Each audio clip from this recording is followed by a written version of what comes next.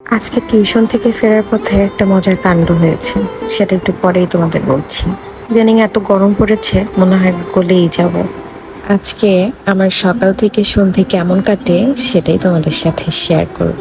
সকালে ফ্রেশ হয়ে আমি একটু সানস্ক্রিন দেওয়ার চেষ্টা করি, অবশ্য যে গরম পড়েছে তাতে না দিয়েও উপায় নেই।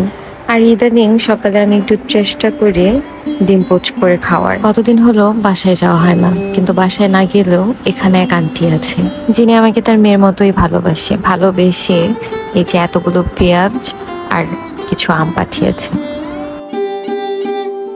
আসলে আমাদের জীবনে কিছু মানুষ আসে যারা আমাদের রক্তের কেউ না, কিন্তু আমাদেরকে ভালোবেসে একদম উজাড় করে দেয়। এই যে এত গরম, তারপরও আমার অনেক বেশি ভালো লাগে খিচুড়ি খেতে। ফ্রিজে রাখা ছিল খিচুড়ি, আমি সেই ঠান্ডা খিচুড়িটাই বের করে সেটাই খেয়ে নিই। সাথে ছিল গরুর মাংস। অবশ্য গরুর মাংসটা আমি রান্না করিনি, গরুর মাংসটা পাঠিয়েছিল আমার খালা শাশুড়ি রান্না করে। খালামণির রান্না এত মজা যে আমি পুরো অর্ধেকটাই শেষ করে ফেলেছি, বাকি শুধু এতটুকুই ছিল।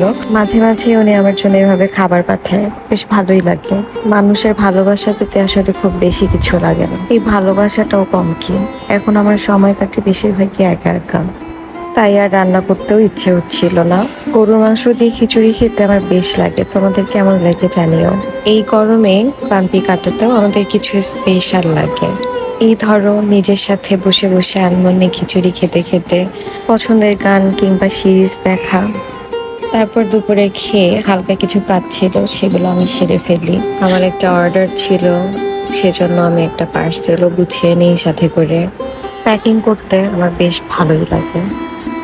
আমি একটু পরেই বেরোবো, আর বেরোনোর পথে আমি এটা যে আমাকে অর্ডার করেছে তাকেও দিয়ে যেতে পারবো। তো বের হয়েই দেখি আকাশ অনেক বেশি কালো হয়ে আসতেছে, মনে হয় যেন এখনই একদম বৃষ্টি এসে পড়বে। তো আমি যাচ্ছিলাম, আমার একটা টিউশন ছিল, টিউশনটা করানোর জন্য।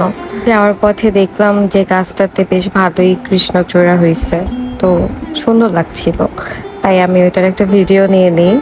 স্টুডেন্টকে পড়ানো শেষ করার পর ফেরার পথে দেখছিলাম কিছু ফল নেয়ার জন্য, কিন্তু এত দাম চাচ্ছিল, পরে রেখেই চলে আসছি। অবশ্য বাসায় কাঁচা মিঠা যে আমটা ছিল সেটাই পরে গিয়ে কেটে খেয়ে নিয়েছি।